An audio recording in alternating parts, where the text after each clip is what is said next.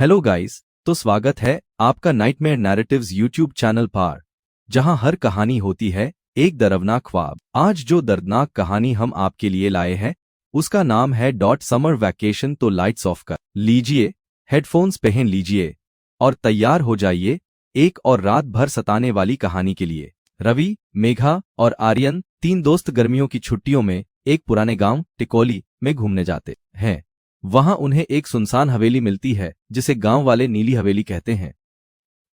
पहले भाग के अंत में आर्यन उस हवेली के अंदर चला जाता है और फिर अंदर से दरवाजा अपने आप बंद हो जाता है।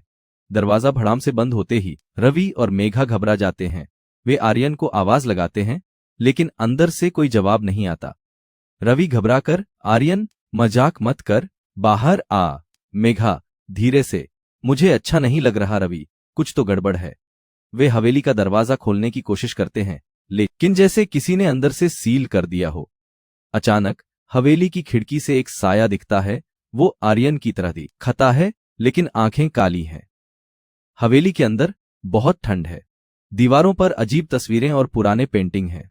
आर्यन का वो महसूस होता है कि कोई उसके पीछे चल रहा है। उसे एक कमरा दिखता है जिसमें एक पुराना मिरर रखा है। जैसे ही वो मिरर में झांकता है उसकी परछाई हंसती है लेकिन उसका चेहरा उल्टा और डरावना है। अचानक उसे एक पुराना डायरी मिलता है जिसमें लिख आ होता है, इस हवेली में जो भी रात बिताता है वो खुद को भूल जाता है। रवि और मेघा गांव के बुजुर्ग दादा रामेश के पास जाते हैं। दादा उन्हें बताते हैं नीली हवेली कभी एक कलाकार की थी जो आत्मा को पेंट करता था।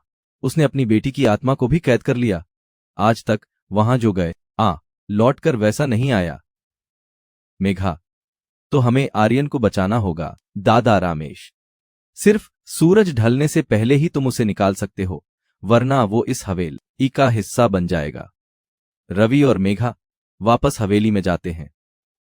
दीवारों से खून टपक रहा है। पुरानी घड़ी उल्टी चल रही है। आवाजें आने लगती हैं, तुम भी रह जाओ।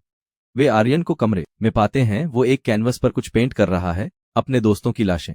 मेघा, आर्यन, हमें पहचानो, ये सब झूठ है। आर्यन कुछ देर तक घूरता है, फिर धीरे धीरे उसके आंखों से आंसू बहने लगते हैं।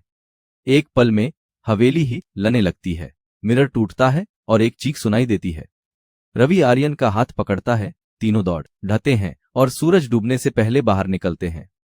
तीनों दोस्त गांव छोड़कर शहर लौट आते हैं लेकिन न आर्यन अब भी कभी कभी उसी लड़की की पेंटिंग बनाता है जिसकी आंखें आज भी उसे देख रही हैं। और हवेली अब भी वही खड़ी है, अगली गर्मियों की छुट्टियों का इंतजार करती हुई।